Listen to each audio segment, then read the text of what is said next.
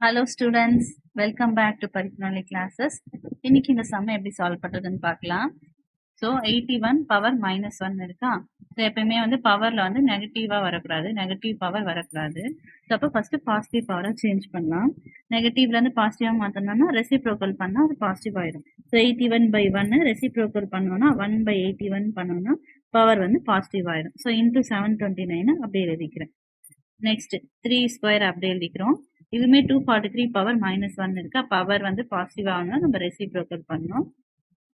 இப்போ பாசிட்டிவ் ஆயிடுச்சு. இப்போ முடிஞ்சிருச்சு, கேன்சல் பண்ண ட்ரை பண்ணலாம். ஸோ 1 × 729 729/81.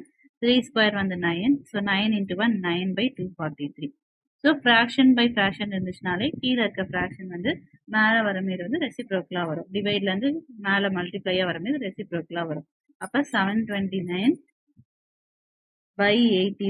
into 243 கீழே இருக்கிறது அப்படியே ரெசிப்ரோக்கலா இல்லை.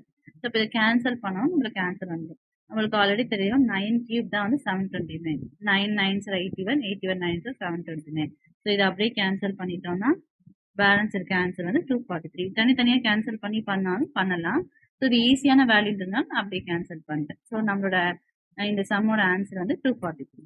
இந்த சம் புரிஞ்சிருக்கோன்னு நினைக்கிறேன். தேங்க்ஸ் ஃபார் வாட்சிங்.